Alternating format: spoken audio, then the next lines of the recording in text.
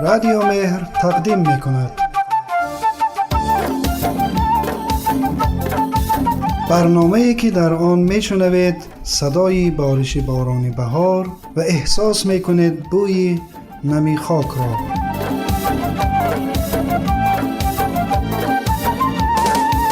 کاشانه مهر. کاشانه مهر، جایی که در آن روح تازه می شود و زندگی با همه فراز و نشیبش جریان دارد. همراه ما باشید تا بر روی زندگی لبخند بزنیم. کاشانه‌تان پرمهر. به نام خداوند بخشنده مهربان، سلام و درود و عرض احترام داریم خدمت شما دوستان و شنوندگان خوب رادیو مهر. امیدوارم هر جایی که هستید خوب و خوش و سلامت باشید.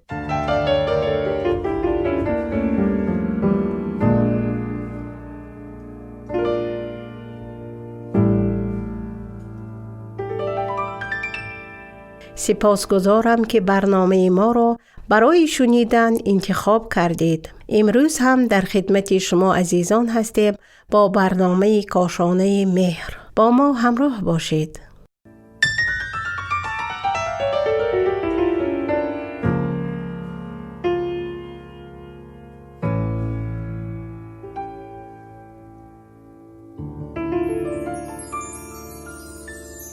مربیان میگویند رشد انسان در گرو بیم و امید است. در امر تربیت، تشویق بدون تنبیه و تنبیه بدون تشویق خطر آفرین است و از هر دو باید به طور مساوی و برابر استفاده نمود. تشویق و تنبیه هر کدام روش تربیتی خاص و مجزا است. اما همان طوری که می دانیم اول تشویق و سپس نوبتی تنبیه فرا می رسد. تا زمانی که با محبت و تشویق می توان کاری را پیش برد به سراغ تنبیه نرویم. بنابراین سؤالی که امروز مطرح می شود این است که چگونه فرزند خود را تشویق کنیم؟ پس از بیان مقدمه کوتاه انواع مختلف تشویق را برای شما بیان می کنیم و در ادامه تأثیرات تشویق بیش از حد و نابجا را با هم بررسی می کنیم. لطفاً تا پایان برنامه با ما همراه باشید.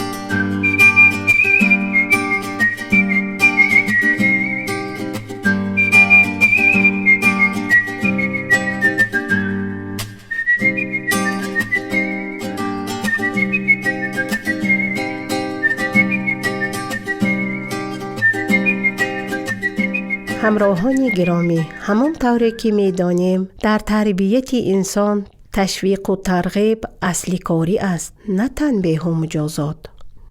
در روایت آمده است با وسیله خوبی با بدی بستیزید. تشویق باعث رغبت و دلگرمی و نشاط و تحرک می شود و انسان را به جدیت به کارها وادار می کند. آدمی که تشویق شود استعدادهایش شکوفا می گردد و احساس آرامش و رضایت خاطر حاصل می کند. اعتماد به نفس و خودباوری پیدا می کند و برای جدیت بیشتر و تحمل دشواری ها آماده می گردد. اما اگر مورد نکوهش یا ناسپاسی قرار گیرد، دل سرد و بی‌رغبت می شود و احساس ضعف و سستی می کند. احساس حقارت می کند و نمی تواند استعدادهایش را درست استفاده کند و شکوفا گرداند. تشویق شکل‌های گوناگونی دارد. طبیعی است که کودک خردسال در سالهای اولیه زندگی بیش از هر چیزی به جلب نظر پدر و مادرش و اظهار محبت و بوسه و خنده ها و نوازش ها و پرستاری های آنان نیاز دارد. ما پدر و مادران برای تشویق باید سن سال، فهم بچه و شرایط خاص زندگی ارزش و اهمیت کار